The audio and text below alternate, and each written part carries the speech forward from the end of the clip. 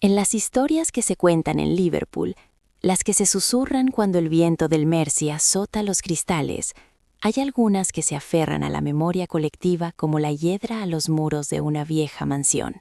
Son relatos de niebla, de barcos que parten y de secretos que se quedan. Y entre todos ellos, ninguno tan persistente, tan tristemente hermoso, como de la joven Florence Maybrick y la sombra que se cernió sobre su hogar, la imponente Battlecrease House. Para entender lo que ocurrió entre aquellas paredes, primero hay que recordar cómo era nuestra ciudad en aquellos años, a finales del siglo XIX. Liverpool era el corazón palpitante del imperio, un lugar de una riqueza deslumbrante y una pobreza abrumadora.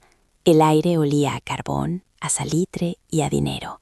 El dinero del algodón, que fluía desde América hasta nuestros muelles, y que hombres como James Maybrick sabían convertir en respetabilidad, en casas de ladrillo rojo y en vidas regidas por un estricto código de apariencias.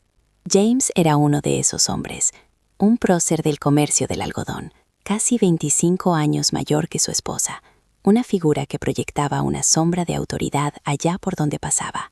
Pero tras las puertas de su mansión en Aigburth, esa autoridad se teñía de una extraña fragilidad.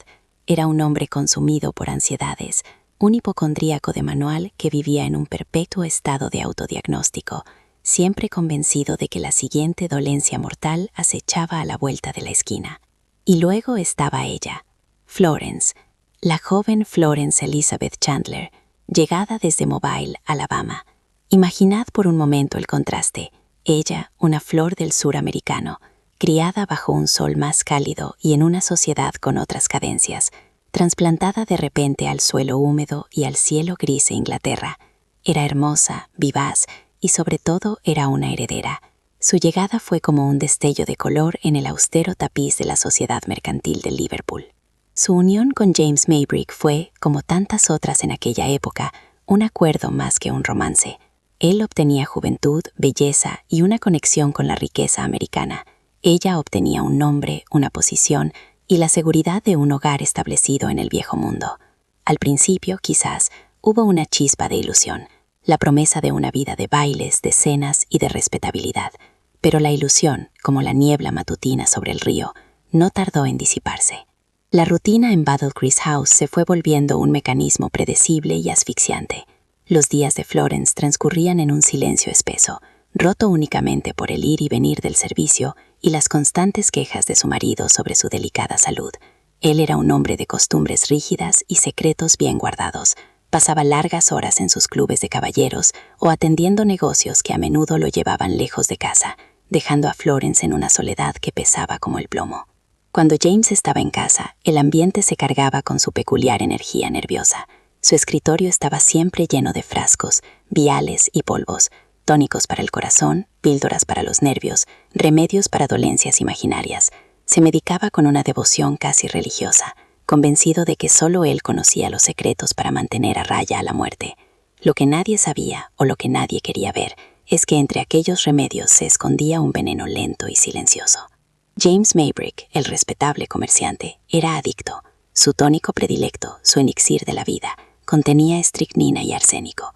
En pequeñas dosis, en aquella época, se consideraban estimulantes, casi un milagro para la virilidad y el vigor. Pero James, en su obsesión, había cruzado hacía mucho la delgada línea entre el remedio y el veneno. Su cuerpo se había convertido en un campo de batalla químico, y su humor en un reflejo de esa guerra interna. Para Florence, la jaula dorada se iba haciendo cada vez más pequeña.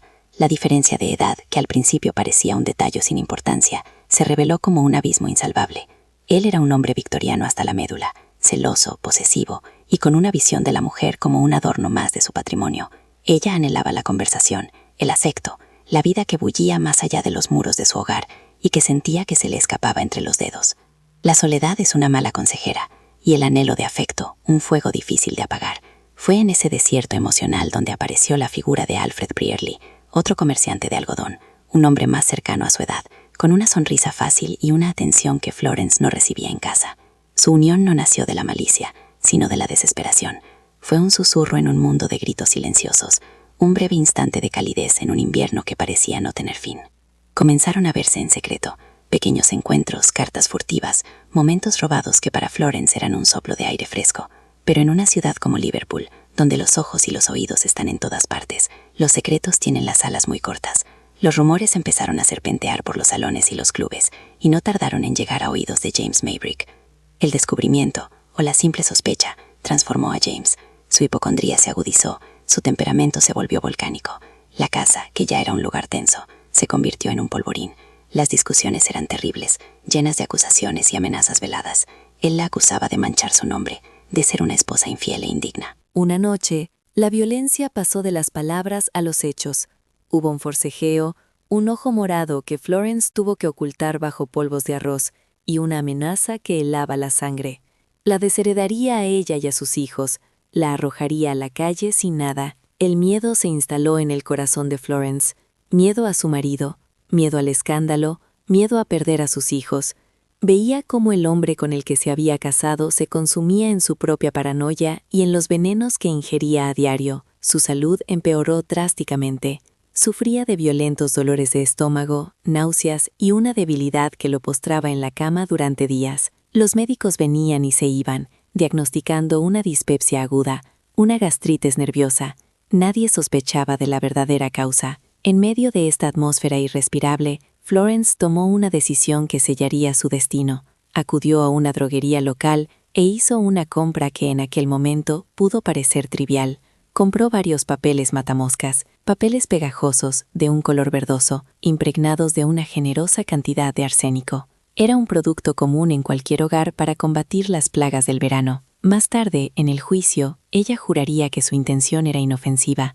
Explicaría que muchas mujeres de la época remojaban aquellos papeles en agua para crear una loción cosmética, un tónico de belleza para aclarar la piel, un secreto de tocador, una práctica extraña pero no inaudita, una explicación plausible en un mundo sin los productos de belleza que conocemos hoy. Pero la criada la vio en su habitación con un barreño de agua, sumergiendo los papeles verdes, observando cómo el veneno se disolvía lentamente, tiñendo el líquido de un tono lechoso. Aquella imagen, sacada de su contexto, se convertiría en la pieza central de la acusación, en la prueba irrefutable de un plan macabro. Mientras tanto, la salud de James seguía en una espiral descendente. Se quejaba de un sabor metálico en la boca, de un ardor que le subía desde el estómago hasta la garganta. Florence lo cuidaba, le administraba sus medicinas, le preparaba caldos y le leía junto a la cama. Eran los cuidados de una esposa abnegada, o la fría pantomima de una asesina que esperaba pacientemente a que su veneno hiciera efecto. Los días previos a su muerte fueron una lenta agonía. La casa se llenó de susurros, el personal de servicio intercambiaba miradas de recelo. Los hermanos de James, que nunca habían sentido simpatía por su cuñada americana, empezaron a vigilarla, a cuestionar cada uno de sus movimientos. Sentían que algo no encajaba, que la enfermedad de su hermano no era natural. El escenario estaba listo, todas las piezas estaban en su sitio, como en una tragedia griega, un marido adicto a la misma sustancia que lo estaba matando, una esposa joven, infiel y aterrorizada, atrapada en un matrimonio sin salida, unos parientes recelosos y una sociedad dispuesta a creer lo peor de una mujer que había osado romper sus reglas, y por último, aquella fatídica compra de papeles matamoscas. La tensión en Battle Crease House era tan densa que casi se podía cortar con un cuchillo. Cada comida que se le servía a James, cada medicina que Florence le acercaba a los labios, cada vaso de agua, estaba cargado de una terrible ambigüedad. La línea entre el cuidado y el crimen se había vuelto peligrosamente borrosa. El veneno ya no estaba solo en los frascos del escritorio de James, sino que había impregnado el aire mismo de la casa, envenenando las relaciones, los pensamientos y las intenciones. La escalada había llegado a su punto culminante. Solo faltaba el último acto. El final comenzó a tejerse en los últimos días de abril de 1889. La primavera intentaba abrirse paso en Liverpool, pero dentro de Battle Crease House, el aire se había vuelto gélido, irrespirable. James Maybrick, tras una visita al hipódromo de Aintree para el Gran Nacional, regresó a casa sintiéndose peor que nunca. Aquel día marcó un punto de no retorno, una línea invisible que, una vez cruzada, arrastraría a todos hacia el abismo. Se quejaba de un entumecimiento en las piernas, de un dolor agudo que le quemaba el estómago. Se encerró en su dormitorio, y la casa entera pareció contener la respiración. Los médicos, el Dr. Humphreys y el Dr. Carter, desfilaban por la habitación con sus maletines de cuero y sus rostros serios, pero sus diagnósticos eran vagos, insatisfactorios. Hablaban de dispepsia, de agotamiento nervioso, palabras que no lograban capturar el terror silencioso que se estaba apoderando del hombre. Florence no se separaba de su lado, o al menos eso es lo que parecía a primera vista. Le preparaba caldos, le administraba las medicinas prescritas y le cambiaba los paños fríos de la frente, pero los criados, en los pasillos y en la cocina, murmuraban. Veían una extraña frialdad en sus gestos, una eficiencia que les parecía más propia de una enfermera que de una esposa afligida. Notaban cómo sus manos no temblaban al acercarle la cuchara a los labios. La noche del 8 de mayo, la situación se volvió crítica. El hermano de James, Michael Maybrick, un hombre de presencia imponente y compositor de cierta fama, llegó a la casa alertado por la gravedad de la situación. Su entrada en la escena fue como la de un juez que llega para presidir un tribunal. No confiaba en Florence, nunca lo había hecho, y su mirada, fría y calculadora, no se apartó de ella ni un solo instante. Fue Michael quien encontró una botella de Valentine's Meat Juice, un popular extracto de carne utilizado para nutrir a los enfermos, en la mesilla de noche de su hermano. Algo en la forma en que Florence la manipulaba, en su insistencia para que James la tomara, despertó todas sus alarmas. Con una excusa, tomó la botella y, sin que nadie lo viera, la guardó en su bolsillo. Aquel pequeño frasco de cristal se convirtió, en ese preciso momento, en una pieza de convicción. Mientras tanto, en la penumbra de la alcoba, James deliraba. Hablaba de un sabor metálico, de un fuego que le devoraba por dentro. «No sabes el veneno que me estoy tomando, Flory», le gritó en un momento de lucidez. Una frase terrible, ambigua. ¿Se refería a sus propios remedios? ¿A su larga y secreta adicción al arsénico? ¿O era una acusación directa?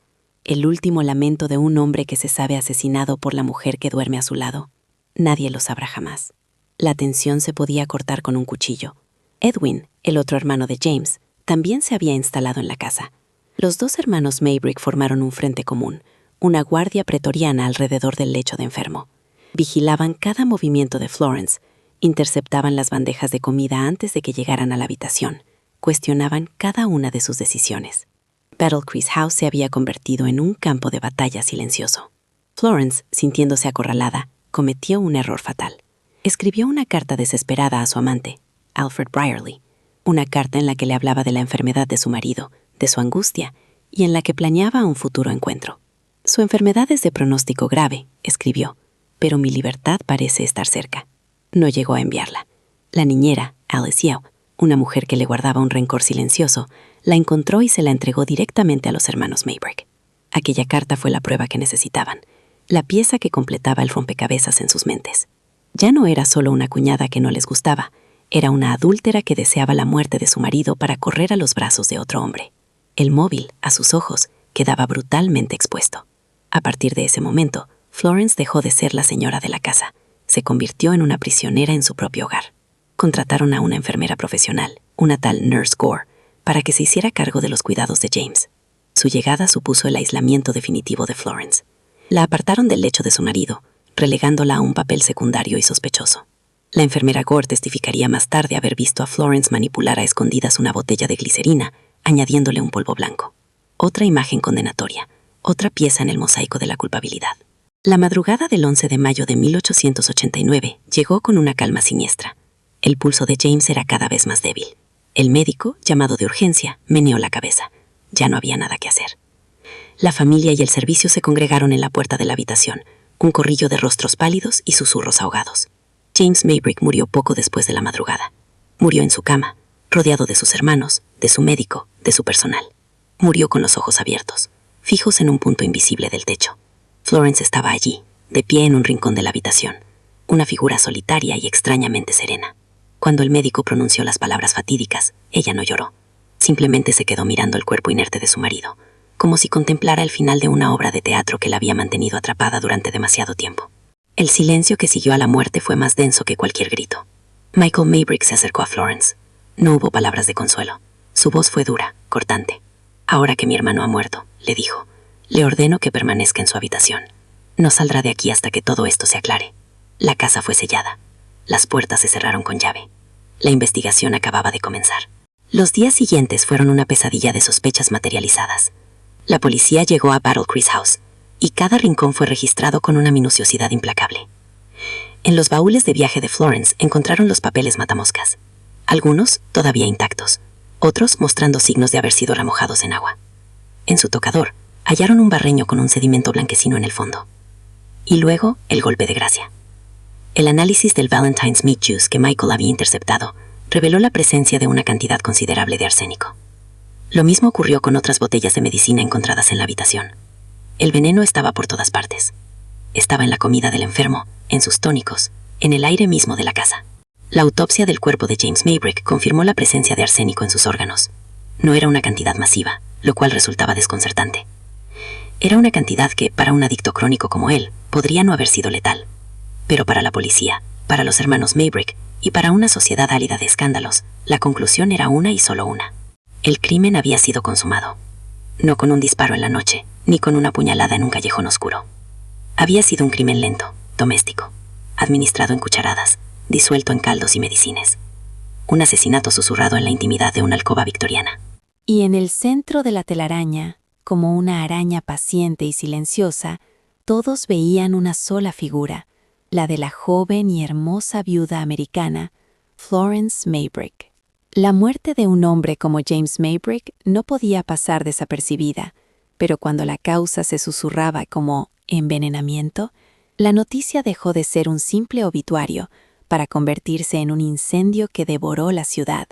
La investigación oficial comenzó casi antes de que el cuerpo de James se enfriara, y Battlecrest House, aquel símbolo de respetabilidad burguesa, se transformó de la noche a la mañana en el escenario de un crimen, en un laberinto de secretos expuestos a la cruda luz de la ley. Los primeros en llegar fueron los hombres del cuerpo de policía de Liverpool, hombres rudos, acostumbrados a las peleas de los muelles y a los robos en los callejones, que ahora caminaban de puntillas sobre las alfombras persas, con una mezcla de torpeza y reverencia. Liderados por el superintendente, recorrieron la casa en un silencio casi fúnebre. Para ellos, cada objeto era una posible prueba, cada rincón un lugar donde la verdad podría estar escondida. La mansión, que había sido el reino privado de los Maybrick, se convirtió en un espacio público, violado y examinado. La atención se centró de inmediato en Florence. Confinada en sus aposentos por orden de sus cuñados, se convirtió en la principal y única sospechosa desde el primer instante. Los agentes registraron su habitación con una minuciosidad implacable. Abrieron sus armarios, revolvieron sus cajones, leyeron su correspondencia. Cada objeto de su tocador, cada frasco de perfume, cada cinta de seda, fue despojado de su inocencia y observado bajo la lupa de la sospecha. Era como si buscaran la maldad en la textura misma de sus pertenencias. Y entonces encontraron las pruebas, o lo que ellos consideraron pruebas irrefutables. En un baúl hallaron los paquetes de papeles matamoscas impregnados de arsénico.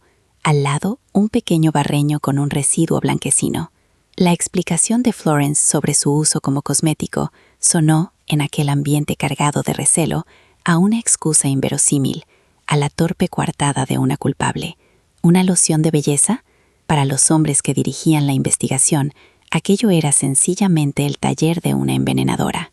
La carta interceptada por la niñera, aquella misiva desesperada a Alfred Brearley, fue la siguiente pieza que encajó en el rompecabezas de la fiscalía. Las palabras «Mi libertad parece estar cerca» se leyeron no como el lamento de una mujer atrapada, sino como la fría celebración de una asesina.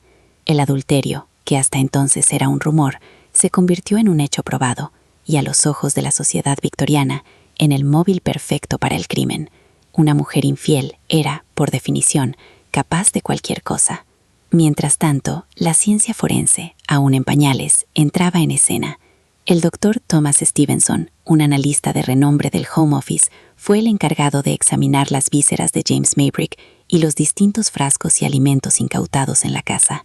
Sus hallazgos fueron la piedra angular de la acusación. Encontró arsénico en el hígado de James, en el jugo de carne Valentine, en una botella de glicerina y en el sedimento del barreño de Florence. El veneno, como una red invisible, conectaba a la víctima con su presunta asesina. Sin embargo, la investigación no era tan sencilla como parecía. Surgieron detalles que enturbiaban aquella narrativa de culpabilidad tan clara. Los propios químicos admitieron que la cantidad de arsénico encontrada en el cuerpo de James era sorprendentemente pequeña, apenas una fracción de lo que se consideraría una dosis fatal. ¿Cómo podía ser? La respuesta estaba en el secreto mejor guardado del propio James, su adicción. Varios drogueríos de la ciudad testificaron, con cierta reticencia, que James Maybrick había sido un cliente habitual durante años. Compraba arsénico y estricnina en cantidades industriales, bajo la excusa de que eran paratónicos. Se descubrió su costumbre de automedicarse, de ingerir venenos como si fueran caramelos. De repente, la historia tenía una nueva y desconcertante variable. ¿Murió James por el veneno que le administró su esposa, o por una sobredosis accidental de su propia medicina secreta? ¿O fue acaso que su cuerpo, debilitado por años de abuso, sucumbió a una dosis que en otras circunstancias no le habría afectado? La ciencia, que debía ser la luz que disipara las sombras, parecía solo hacerlas más profundas. Los expertos no se ponían de acuerdo. Unos afirmaban que la cantidad era suficiente para matar, otros que un adicto como James podría haberla tolerado. La ambigüedad de las pruebas era desesperante, pero para la prensa y el público solo había una verdad posible, y era la más escandalosa. Y es que, fuera de los muros de Battle Creek House, la historia de Florence Maybrick se había convertido en un fenómeno. Los periódicos, con sus rotativas hambrientas, publicaban cada día nuevos detalles, reales o imaginados. La llamaban la envenenadora de Liverpool, la Cleopatra del Mersey. Su origen americano, su belleza y su infidelidad la convertían en el personaje perfecto para una novela por entregas. Se publicaron grabados que la retrataban como una mujer fatal, con una mirada fría y calculadora, mezclando venenos a la luz de una vela. Liverpool se dividió en dos. Por un lado, estaban los que la condenaban sin dudarlo, escandalizados por su comportamiento, que veían en ella la encarnación de la decadencia moral. Por otro, un grupo creciente de personas, especialmente mujeres, que empezaban a verla como una víctima de un matrimonio infeliz, de un marido tiránico y de una sociedad que no perdonaba a las mujeres que se salían del camino marcado. Su historia se convirtió en un espejo en el que se reflejaban las tensiones y las hipocresías de toda una época. Los interrogatorios a Florence fueron brutales. Sola, sin el apoyo de su familia política, y con un abogado que parecía superado por la magnitud del caso, se enfrentó a horas de preguntas incisivas. Intentó explicar su versión de los hechos, la compra de los matamoscas para un tónico facial, el miedo a su marido, su desesperación. Pero sus palabras se perdían en un mar de prejuicios. Cada respuesta era interpretada como una mentira, cada vacilación como una prueba de su culpa. La investigación también reveló la complejidad de la vida doméstica en la mansión. El testimonio de los criados fue un mosaico de lealtades, rencores y percepciones contradictorias. La niñera, Alice Yap, que había entregado la carta, pintó un retrato devastador de Florence, describiéndola como una mujer fría y distante. Otros, sin embargo, hablaron de su amabilidad y del miedo que le tenía a su marido. La verdad se fragmentaba en 1000 pedazos, y cada uno elegía el que mejor se ajustaba a su propia convicción. El momento culminante de la investigación llegó con la detención formal de Florence. El 14 de mayo, apenas 3 días después de la muerte de su marido, fue acusada oficialmente de asesinato. La sacaron de Battle Creek House, su jaula dorada, ahora convertida en su perdición, y la trasladaron a la prisión de Walton. La imagen de aquella mujer joven y elegante, vestida de luto, subiendo al furgón policial mientras una multitud la abucheaba, quedó grabada en la retina de la ciudad. El escándalo alcanzó proporciones internacionales. La noticia cruzó el Atlántico, y los periódicos de Nueva York y Mobile, su ciudad natal, clamaban por la inocencia de su compatriota, acusando al sistema judicial británico de estar anclado en prejuicios medievales. Se formaron comités de apoyo, se recaudaron fondos para su defensa. El caso Maybrick ya no era un simple juicio por asesinato. Se había convertido en un campo de batalla cultural, un enfrentamiento entre el viejo y el nuevo mundo. Mientras Florence esperaba su juicio en la fría celda de una prisión, el fiscal del distrito, Sir Andrew Agnew, preparaba meticulosamente su caso. No le preocupaban las contradicciones en las pruebas forenses. Sabía que tenía algo mucho más poderoso para convencer a un jurado de la época: el carácter de la acusada. Iba a presentar a Florence no solo como una asesina, sino como una mujer adúltera, una mala esposa y una mala madre. En la Inglaterra victoriana, ese era un veredicto de culpabilidad en sí mismo. La investigación había concluido. Las pruebas, ambiguas y circunstanciales, habían sido reunidas. Los testigos, con sus verdades a medias y sus rencores, estaban listos para declarar. La opinión pública ya había dictado su sentencia en las tabernas y los salones de té. El escenario estaba preparado para uno de los juicios más famosos y controvertidos de la historia británica. La jornada hasta el clímax había terminado. Ahora solo quedaba el juicio final. El verano de 1889 llegó a Liverpool con un calor pegajoso y una expectación febril. El juicio de Florence Maybrick no iba a ser un mero procedimiento legal. Se había convertido en el gran teatro de la ciudad. St. George's Hall, con su majestuosidad neoclásica, se preparó para acoger un drama que tenía todos los ingredientes para cautivar a una nación: sexo, veneno, secretos de alcoba y una bella acusada en el banquillo. Imaginen la escena: las galerías públicas abarrotadas desde el amanecer, damas de la alta sociedad con sus sombreros y sus prismáticos, periodistas de Londres y Nueva York con sus cuadernos listos. El aire estaba cargado del murmullo de 1000 conversaciones, del crujido de los abanicos y de un morbo apenas disimulado. En el centro, Florence, vestida de luto riguroso, con un velo que apenas ocultaba la palidez de su rostro, parecía más una heroína trágica de novela que una asesina a sangre fría. El juez que presidía el caso era Sir James Fitzjames Stephen, un jurista de formidable intelecto, pero de una salud frágil y una mentalidad profundamente anclada en los valores victorianos más rígidos. Desde el primer momento, su mirada sobre Florence no fue la de un árbitro imparcial, sino la de un patriarca que juzga a una hija descarriada. Su presencia en el estrado sería a la postre tan decisiva como cualquier prueba presentada. La acusación, liderada por Sir Andrew Agnew, desplegó su estrategia con una claridad brutal. No se trataba solo de probar que Florence había administrado el veneno, sino de demostrar por qué lo había hecho. Y el por qué, para ellos, era simple y escandaloso: el adulterio. La carta a Brierley fue leída en voz alta, y sus palabras, "Mi libertad parece estar cerca", resonaron en la sala como una confesión. Uno a uno, los testigos de la acusación subieron al estrado. Los criados, liderados por la niñera Alice Yap, pintaron un retrato devastador de su señora. Hablaron de su frialdad, de su relación distante con su marido, y relataron con todo lujo de detalles el episodio de los papeles matamoscas. Cada testimonio era un pincelazo más en el retrato de una mujer sin corazón, una esposa infiel que había planeado fríamente la muerte de su marido para escapar a los brazos de su amante. El veneno, el arsénico, se convirtió en el otro gran protagonista del juicio.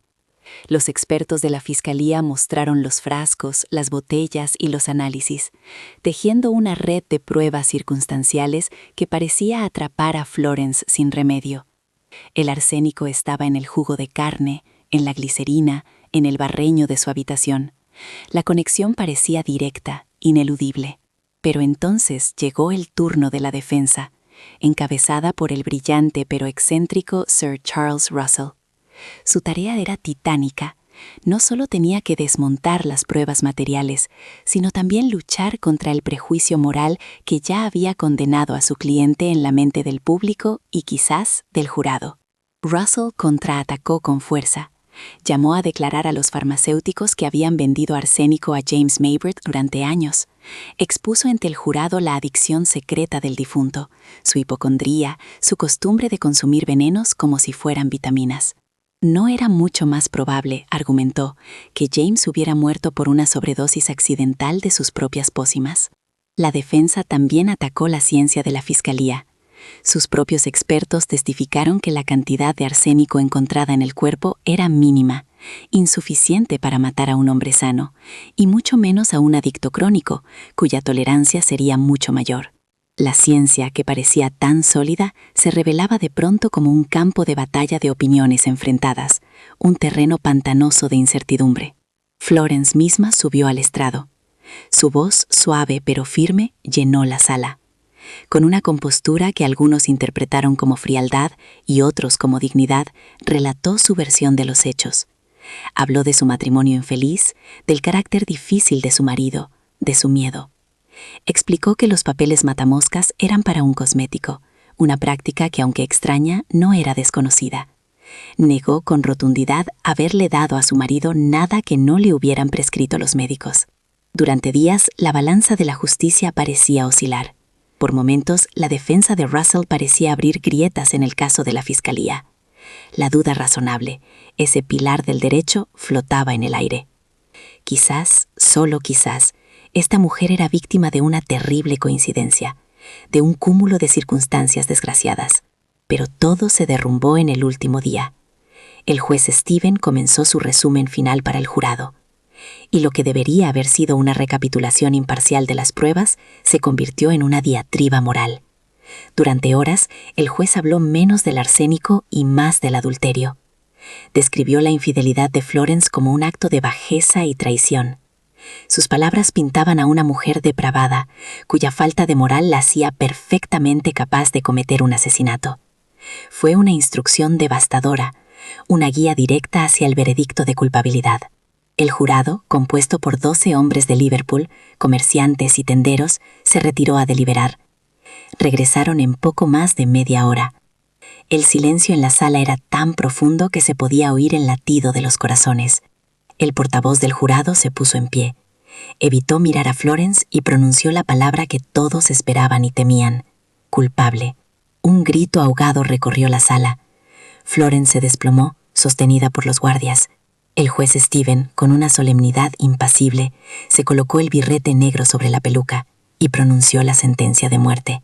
Florence Elizabeth Maybrick será llevada desde aquí al lugar de donde vino, y de allí a un lugar de ejecución, y allí será colgada del cuello hasta que muera. La condena de muerte de Florence Maybrick provocó una onda de shock que sacudió los cimientos de la sociedad británica y resonó al otro lado del Atlántico. La dureza del veredicto, basada en pruebas tan endebles y en un juicio tan claramente sesgado por el moralismo, pareció excesiva incluso para muchos de los que la creían culpable. De repente, la opinión pública, antes tan hostil, comenzó a virar. Surgió un poderoso movimiento pidiendo clemencia. Se organizaron mítines, se firmaron peticiones con decenas de miles de nombres. La prensa, que la había demonizado, ahora publicaba editoriales cuestionando la imparcialidad del juez Stephen y la validez de las pruebas forenses.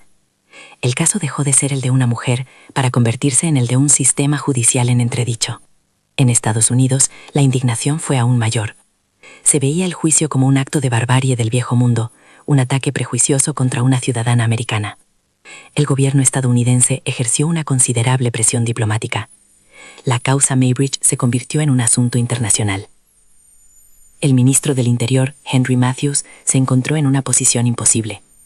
Ejecutar a Florence podría provocar un conflicto diplomático y una revuelta popular, pero absolverla por completo sería una bofetada al jurado y al juez. Así que tomó una decisión extraña, una solución de compromiso que no satisfizo a nadie. Apenas 2 semanas después de la sentencia, anunció que la pena de muerte sería conmutada por la de cadena perpetua. La justificación fue aún más desconcertante. Declaró que si bien las pruebas no demostraban fehacientemente que Florence hubiera causado la muerte de su marido, sí sugerían con certeza que había intentado hacerlo. Fue un veredicto salomónico que, en la práctica, condenaba a Florence por un crimen del que no se le había acusado formalmente. Y así, Florence Maybrick desapareció del mundo. Fue enviada primero a la prisión de Woking y luego a la de Aylesbury, donde pasó los siguientes 15 años de su vida. 15 años de silencio, de trabajos forzados y de una rutina carcelaria diseñada para quebrar el espíritu. La joven y vibrante heredera americana se convirtió en la reclusa número D22. Fue liberada en enero de 1904, una mujer de mediana edad, pálida y agotada. El mundo que la recibió era muy diferente al que había dejado.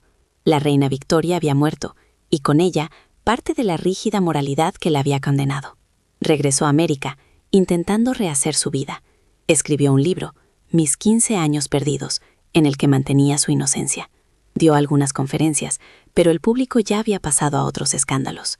Poco a poco se fue retirando a la oscuridad, buscando el anonimato que le había sido negado durante tanto tiempo. Vivió sus últimos años en una pequeña cabaña en Connecticut, sola, rodeada de sus gatos, bajo un nombre falso. Murió en 1941, una anciana desconocida cuyo pasado extraordinario fue descubierto solo después de su muerte. Fue enterrada en una tumba sin nombre, un final silencioso para una vida marcada por el ruido y la furia. ¿Y qué queda de todo aquello? Aquí, en Liverpool, la historia de Battle Crease House y su desdichada señora se ha convertido en leyenda. La casa fue demolida hace mucho tiempo, pero el nombre de Florence Maybrick sigue resonando, como un eco persistente de una injusticia. Con el paso de los años, historiadores y criminólogos han reexaminado el caso una y otra vez. Hoy el consenso es abrumador. Florence Maybrick fue, muy probablemente, víctima de un error judicial. Su juicio se considera un ejemplo de libro de cómo los prejuicios morales pueden pesar más que las pruebas en la balanza de la justicia. Se la juzgó y condenó no por ser una envenenadora, sino por ser una adúltera. Su caso puso de manifiesto el terrible doble rasero de la época. Mientras que la infidelidad y la adicción de James Maybrick fueron convenientemente ignoradas o minimizadas, las de Florence se utilizaron como el arma principal para destruirla. Su historia se convirtió en un símbolo de la opresión que sufrían las mujeres en una sociedad patriarcal que exigía de ellas una pureza que no se aplicaba a los hombres. El legado cultural del caso es inmenso. Ha inspirado innumerables libros, documentales y obras de teatro. Cada generación parece redescubrir a Florence, proyectando en ella sus propias ansiedades sobre la justicia, el género y la verdad. Se ha convertido en un arquetipo, la mujer atrapada, juzgada por una sociedad hipócrita. Pero al final, más allá de los análisis y los debates, queda la tragedia humana. La de un hombre consumido por sus demonios y sus venenos, y la de una mujer joven, arrancada de su hogar, atrapada en un matrimonio sin amor, que tomó una serie de decisiones desafortunadas que la llevaron a un callejón sin salida. ¿Fue completamente inocente? ¿O hubo en sus acciones una ambigüedad, una desesperación que la llevó a cruzar una línea? Quizás nunca lo sepamos con certeza. La verdad última se fue con ella a esa tumba anónima. Y esa es, quizás, la parte más inquietante de su historia. La niebla que envolvió Battle Creek House aquel mes de mayo de 1889 nunca se ha disipado del todo. Sigue aquí, entre nosotros, recordándonos que las historias más terribles no son las que tienen monstruos claros, sino aquellas en las que la línea entre la víctima y el verdugo se vuelve, para siempre, irremediablemente borrosa.